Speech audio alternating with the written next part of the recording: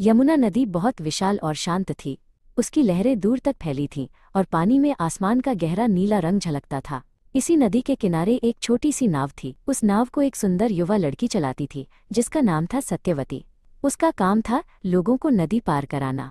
लेकिन उसे एक अजीब बात के लिए जाना जाता था। उसके शरीर से हमेशा मछली की गंध आती थी। एक दिन जब सूर्य अपनी तपस्या में मग्न था, एक महान ऋषि नाव पर चढ़े। वे ज्ञान और तपस्या में बहुत ऊंचे थे। उनका नाम था पाराशर। वे जल्दी में थे और चाहते थे कि नाव तुरंत नदी पार हो जाए। ऋषि पाराशर ने सत्यवती से कहा, हे देवी, मुझे शीघ्र उस पार जाना है। सत्यवती ने सिर झुकाकर नाव चलानी शुरू कर दी।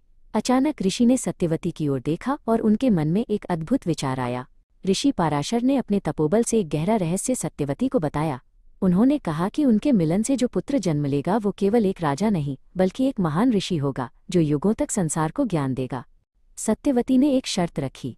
उसने कहा, ऋषिवर, यदि आप मुझे मछली की गंध से मुक्त करके मेरे शरीर को कमल की सुगंध से भर दें तो मैं आपकी बात मानूंगी। ऋषि मुस्कुराए और अपनी दिव्य शक्ति से ऐसा ही किया। फिर ऋषि पाराशर ने चारों ओर एक घना कोहरा पैदा कर दिया, जिससे वो स्थान पूरी दुनिया से छिप गया। उन्होंने नदी के बीच में ही एक अद्भुत द्वीप का निर्माण किया ताकि उनका मिलन गुप्त रहे। उसी द्वीप पर उसी क्षण सत्यवती ने एक पुत्र को जन्म दिया।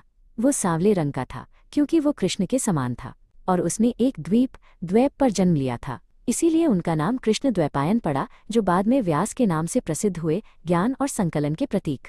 जन्म लेते ही बालक ने अपने माता पिता को प्रणाम किया और उनसे तपस्या के लिए वन जाने की अनुमति मांगी। ऋषि पाराशर और सत्यवती ने उसे आशीर्वाद दिया। कृष्ण द्वैपायन ने अपनी माँ से वादा किया कि जब भी वो मुसीबत में होंगी वे उन्हें याद करते ही प्रकट हो जाएंगे। और इस प्रकार संसार को वेदों का ज्ञान देने वाला महान वेदव्यास संसार में आया। अगर इस अद्भुत कहानी ने आपके हृदय को छुआ है तो लाइक और सब्सक्राइब करके सनातन के अगले अनमोल अध्याय का हिस्सा बन जाइए। जय सनातन।